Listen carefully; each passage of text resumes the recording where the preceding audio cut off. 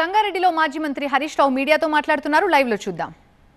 దీని మీద పండగకు ఊళ్ళలకు వెళ్తున్నటువంటి వాళ్ళు రైతులతో చర్చించండి, రైతులకు ధైర్యాన్ని ఇవ్వండి, రైతుల కష్టాలు తెలుసుకొని వారికి భరోసానిచ్చి వాళ్ళు ఈ బీఆర్ఎస్ ప్రభుత్వం ఎట్లా మేలు చేసిందో, కాంగ్రెస్ ఎట్లా మోసం చేసిందో తెలుసుకొని కాంగ్రెస్ మీద పోరాటానికి సన్నద్ధం కావాలి. రైతులందరం కలిస్తే ఈ ప్రభుత్వం మెడలు వంచి ఈ పథకాలన్నీ కూడా అమలు చేసుకునే అవకాశం ఉంటుంది. దానికి రైతుల్ని సమాయత్తం చేయాలని చెప్పి నేను కోరుతా ఉన్నాను. ముఖ్యంగా మా జర్నలిస్టులను కూడా నేను కోరేది, ఇంకొక ముఖ్యమైన ఒక పథకంలో పేదలకు బాగా అన్యాయం జరుగుతూ ఉంది. దీన్ని కొద్దిగా మీరు స్ట్రెస్ చేసి హైలైట్ చేసి రాయాలని కూడా కోరుతా ఉన్నా. ఇప్పుడు ఇందిరమ్మ ఆత్మీయ భరోసా అని ఒక పేరు పెట్టారు, పథకం పేరు. ఏంటది? వ్యవసాయ కూలీలకు నెలకు 1000 చొప్పున సంవత్సరానికి 12,000 ఇస్తామని ప్రభుత్వం చెప్పింది. ఈమె ఇంట్లోనే ఉంటూ వివిధ రకాలైన బ్లౌజులు కుడుతూ లక్షల్లో సంపాదిస్తున్నారు. వీరి నుండి టైలరింగ్ నేర్చుకోవాలా? అయితే ఫ్రీడమ్ యాప్ని డౌన్లోడ్ చేసుకోండి.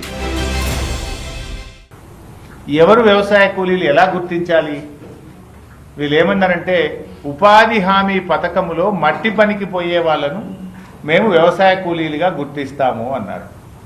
మన రాష్ట్రంలో 50 లక్షల ఉపాధి హామీ కార్డులుంటే 1,02,00,000 మంది వ్యవసాయ కూలీలు పనిచేస్తున్నారు.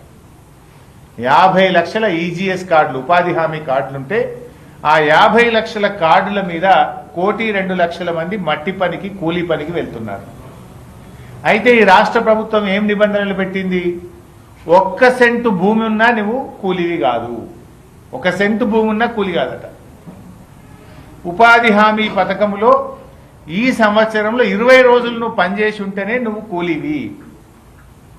అనారోగ్యం వల్లనో ఇతర అవసరాల వల్లనో కారణాల వల్ల ఉపాధి హామీలో ఏడాది పోకపోతే ఆయన తీసేస్తారట. సెంటు భూమి ఉంటే కూడా ఉండడట. సెంటు భూమిలో ఏమైనా పంట పంటదా?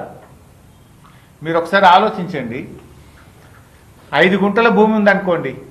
5 గుంటల భూమి ఉంటే వీళ్ళు చెప్పిన ఈ రైతు భరోసా పథకం కింద 6,000 ఒక పంటకు, 6,000 ఒక పంటకు అన్నారు. 12,000. 5 గుంటలు ఉన్న వాళ్ళకి ఎంత వస్తుంది? 750. వానకాలం 750, యాసంగి అంటే 5 గుంటలు ఉన్న రైతుకు 1,500 రూపాయలు వస్తుంది. నువ్వు 5 గుంటలు ఉన్నందుకు వ్యవసాయ కూలీ కింద నీకు 12,000 ఇయ్య అంటుండు రేవంత్ రెడ్డి. ఇప్పుడు 5 గుంటలు ఉండుడే శాపమా? ఊళ్ళల్లో పాపం దళితులకు, గిరిజనులకు గతంలో ప్రభుత్వాలు పంచిన భూములు ఏమైనాయంటే, తాతలకు ఎకరం వస్తే పంచుకునే వరకు మనకి 5 గుంటలు వచ్చింది. ఇక 5 గుంటలు ఉంది, ఆయన రోజు పొద్దుగాలేసి గడ్డపార పట్టుకొని ఉపాధి హామీలో మట్టి పనికి పోతున్నాడు. 5 గుంటల పంట వండింది లేదు, ఆయన బతికింది లేదు. కానీ నీకు 5 గుంటలు ఉంది కదా, వ్యవసాయ కూలీలకు ఇచ్చే 12,000 నీకు ఇయ్య అంటుండు బట్టి విక్రమార్క. 5 గుంటల పంట పండుతుంది, ఆ దళితుడు బతుకుతాడా? గిరిజనుడు బతుకుతాడా? నువ్వు 5 గుంటల మీద రైతు భరోసా కింద ఇచ్చేదేమో 1,500 రూపాయలు, నువ్వు ఎగ్గొడుతున్నదేమో 12,000 రూపాయలు. ఏది ఇందిరమ్మ ఆత్మీయ